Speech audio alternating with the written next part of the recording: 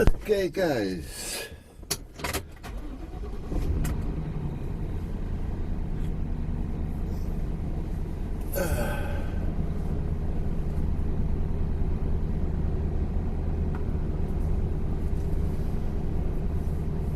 Let me see. It is, today's Friday.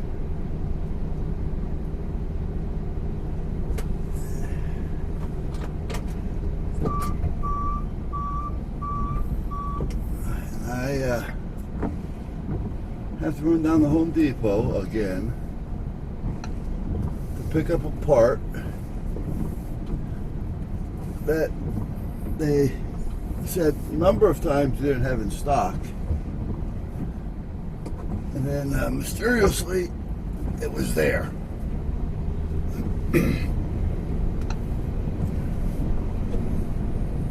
So how that worked was, I was looking for a vent pipe,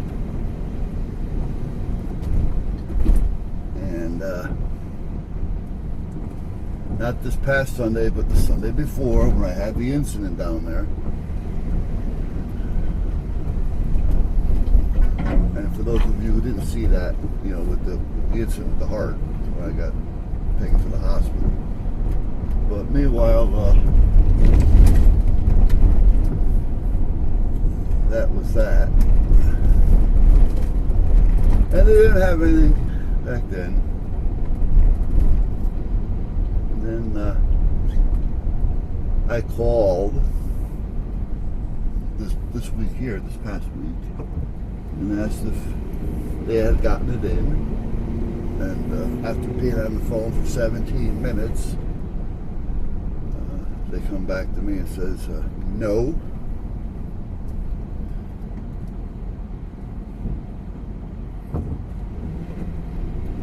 And I said, okay. So the wife made a suggestion to order it and have it delivered to the store. So Monday night, I think it was. Monday night or Tuesday night, I don't remember now. Tuesday night, it was Tuesday night. The wife, they got ready for bed. And when I say ready for bed, it's like 9 o'clock. Nah, actually, it was way before that. She's usually in bed, I'd say 8:30, 8:45. However, she's not sleeping. She sits there on her, either sits there and reads for, 10, 15, 20 minutes, or she gets on the tablet and watches or does Ancestry for 15 or 20 minutes. So it's one of those things. And then the next thing you know, the lights off. But meanwhile, she had gone to bed. And I said, I'm going to order that pipe. This is Tuesday night. It's a little after 9, I couldn't tell you when. And at that point, I put the order in. Home Depot, pick up at the store, enter, boom, pay, boom, done, boom. Within 5 minutes, I get a reply. Order's been, filled, blah, blah, blah, blah, blah. Within another 5 minutes, I got order is ready for pickup. We'll be at the courtesy desk. Oh, wait a minute. Now, maybe I overthink this. I don't know. But if you're telling me you haven't got it in stock, now, there's a little bit more to that, so let me back up to that for a minute. So I asked the kid or the person, whoever was looking at it or for it, check your inventory. What does it say? So it shows that we have 2 in stock. Okay. But you don't see any. No, I'm there now and I've looked. Which means that they're missing. Yeah, or they're someplace else that nobody knows about. Somebody a customer could have picked it up, moved it, whatever. You don't know because nobody wants to, tidy up and put things back where they belong when they find them. Regardless of the case, it may be in returns, who knows? But it's not there. I'd recommend you zero out the count because as long as the computer continues to see 2, it's not going to send you any. If you zero it out, it'll send. However, a lot of management doesn't like to zero things out because that goes towards their shrink. And if they get a lot of shrink, they don't make their little bonuses at the end of the year. So sometimes you gotta watch what goes on there too. It's not always helpful. Meanwhile, he says, well, it's not up to me to do blah, blah, blah, blah, blah. And I said, well, you may want to take a little initiative and go to the front desk and tell somebody there that's in charge that's going to listen to you that you're showing 2 in stock and you've seen none on the shelf. Do they know of any of them that are here in returns or whatever? If not, we got to zero it out. Because now it shows that you're paying attention. You follow me?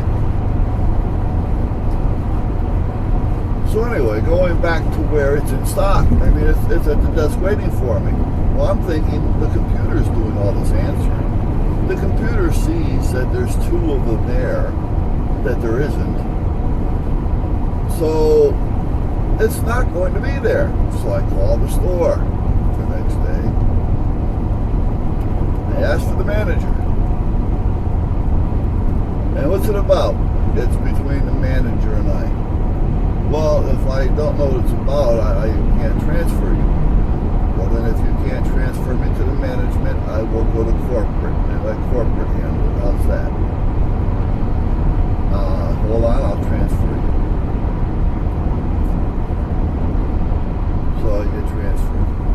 I explain this to the manager, and I can tell he really doesn't give 2 shits about it. I explained it to the manager, and he says, hold on, let me check.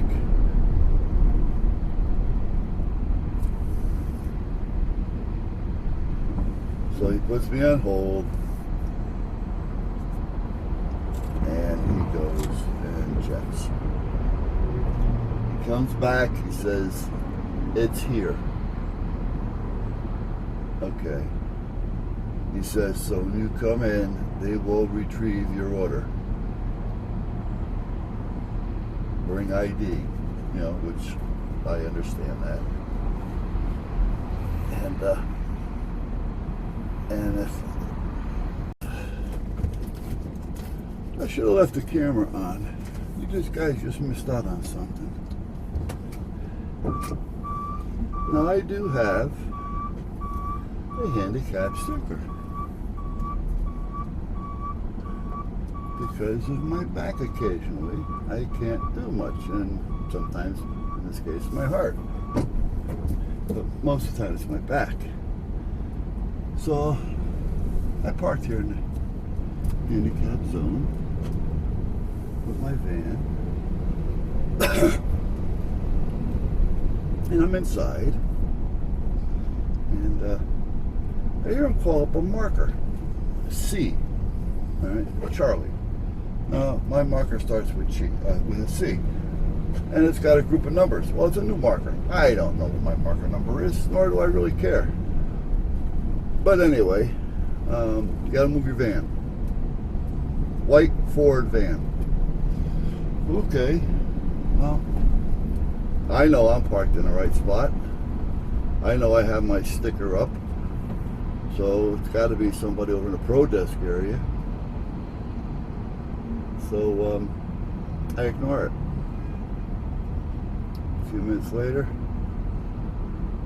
they say, a white Ford van, E150. I've got an E250. Marker number C.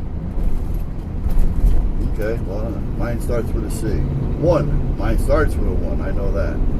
Something, something, 1, something, something. Well, that doesn't sound like mine, but parked in the front of the store. Now, parked in the front of the store, not in the front of the pro desk, but in front of the store. Not in the front of the loading area, but in the front of the store. That's right where I am. I walk to the front door to see, and there's an employee there. And I said, they just called out something about a Ford van that has to be moved. And he's standing there shrugging his shoulders, has no fucking idea what I'm talking about.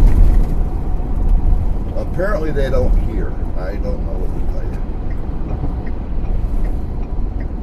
you. No, I'm sure I'm not the only one to have problems with Home Depot or some other places.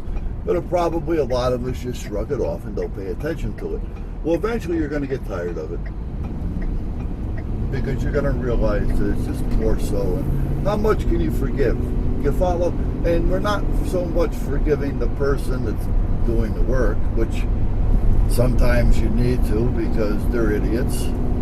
You know, a page goes across 2 or 3 times and you don't pay attention to it and you work there. But sometimes it's just corporate. You know, that's all there is to it. Funnels down from corporate to manager to idiots. So, and you know what? I'm not going to apologize for calling idiots an idiot. That's all there is to it. And I can't say, well, if you don't know, it's, you know, if you don't know, you should learn. So you're an idiot. If you're working a job and you don't take the initiative to learn it, you're an idiot. No excuses.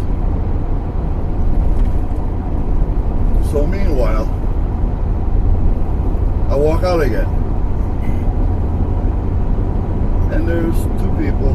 One of them is an employee standing next to my van. I walk over to the van. Can I help you? Well, we're looking for the owner of the van. The owner of this van? Yeah. I'm him. Well, you're not supposed to be parked here in the handicapped zone. Why is that? It's for handicap. Did either one of the 2 of you look at the front window and see what's hanging on the mirror?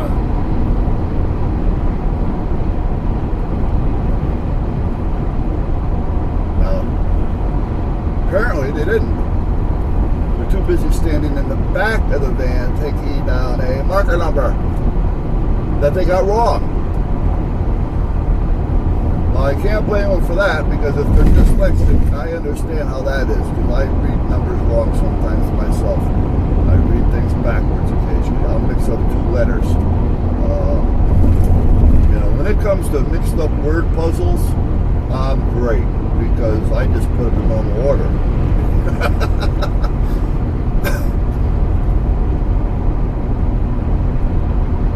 So I said to both of them, one of them was apparently the one who decided to call, thinking they're doing the right thing. And the other one is the guy who works there, which should have known to take a look.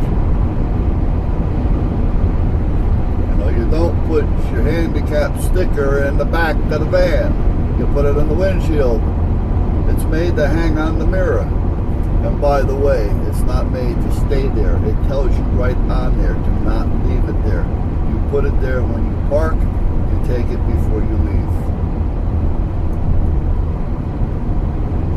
So meanwhile, I said, so before I get real pissy, go take a look. He looks. Now I expect an apology from both of you. And now they look at one another. Now I didn't expect it because they're too ignorant to understand that. So now I go back in to finish paying for my order. that's back at the register in the cart, not blocking the register because I'm considerate, so the people can get by, because I'm out there being bothered and arguing with an idiot. And that was it. Now, should I complain to management? If it would do any good, I would.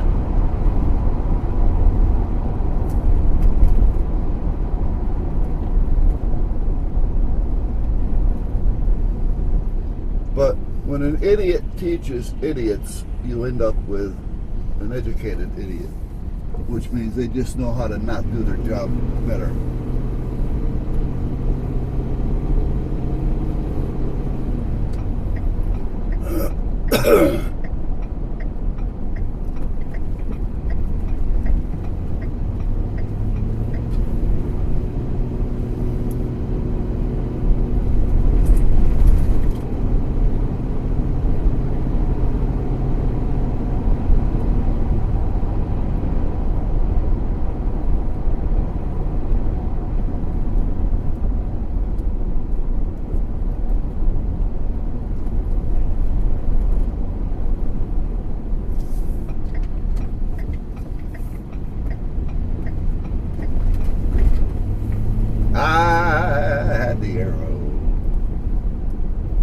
Now, just because they gave me the right of way doesn't mean that I take it without proceeding with caution.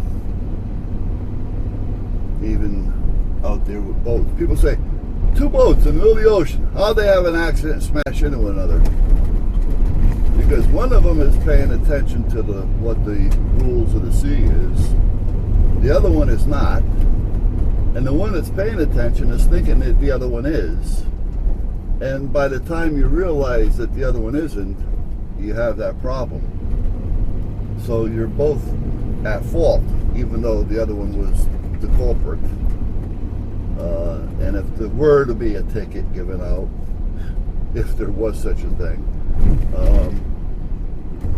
well, there is, but we never hand it out. But meanwhile, at that point, it would have been the culprit that did it, that gets the ticket.